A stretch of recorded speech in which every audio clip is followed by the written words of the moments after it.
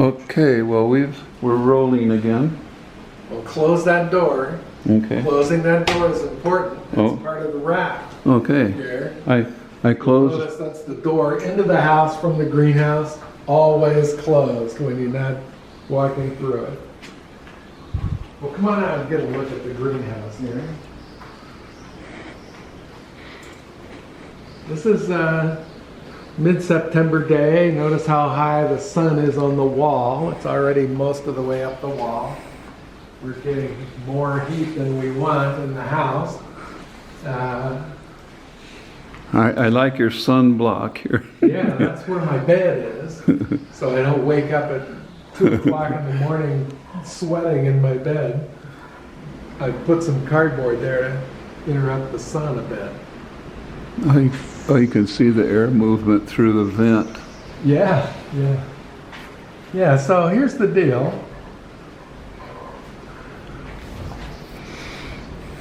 This house is an adobe house, and part of what I liked about it when I bought it in 1981 was that it had the original stucco on it.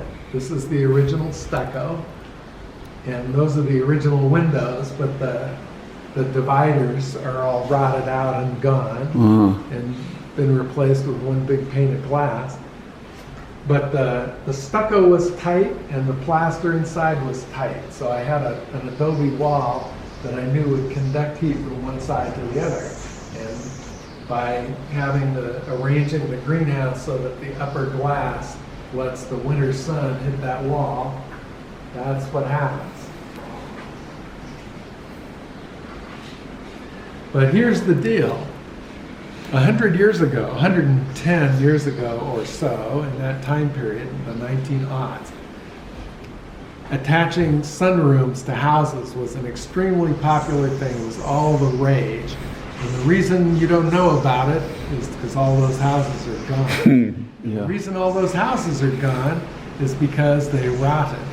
And the reason they rotted was because people wanted to plant stuff in their sunrooms, and they created a lot of moisture, and the moisture destroyed the houses. And that would certainly happen to this house. It's an adobe house. The adobe wouldn't mind going back to being a mud puddle. It'd do it in a minute if you keep it damp. And the critical thing about an attached greenhouse is controls. You need to have the dampers, you need to have mechanical ventilation that works every day of the year, whether you're here or not. And Bob is going down here to look at my recently reworked damper on the upper east end of the greenhouse. Want me to make it operate? Yeah. Yeah.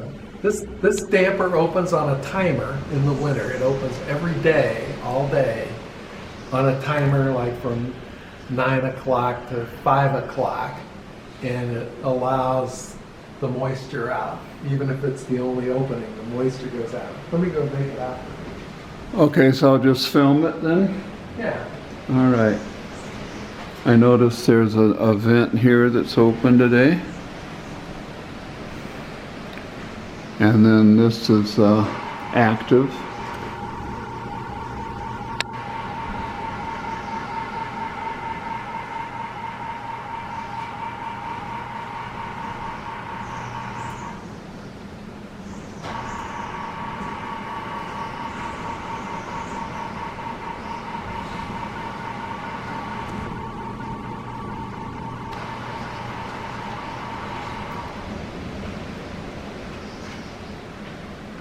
That is very elegant.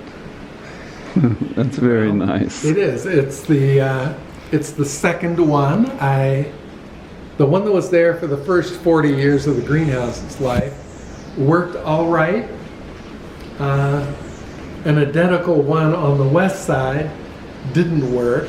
It would get packed with snow, and then it would burn up the motor trying to open it because it wouldn't open. And what I discovered along the way, the right way to do it, which is how I did it when I redid it, is I have it open to the inside. Uh-huh. And so when it closes, even if that opening were packed with snow, it would still open. And it closes a painted surface up against a silicone sponge rubber so that ice doesn't stick to silicone sponge. So it's not going to adhere up there and the motor will not get fried. Also, that's a fairly strong motor.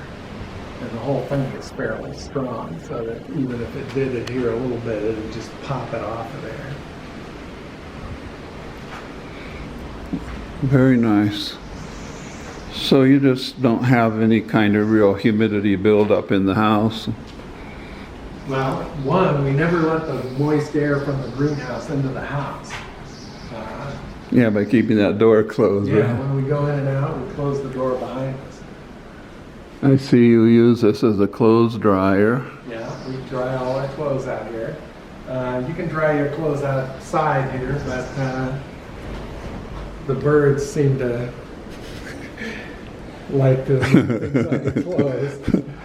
So, Okay, so this is this. that one used to be motorized, but it is not now. That one is seasonal. I open it with a stick that goes into the handle Oh, that okay. you turn, and I open it seasonally. Yeah.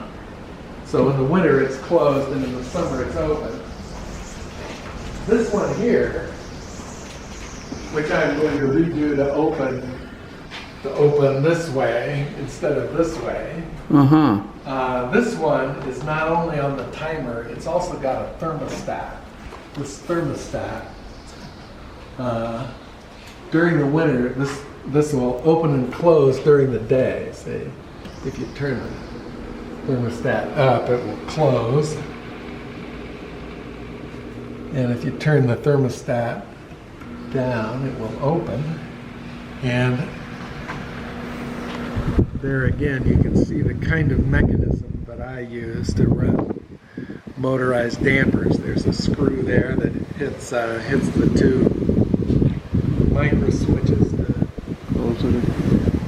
run the damper. And then open it again. I just see that motion. That's pretty neat.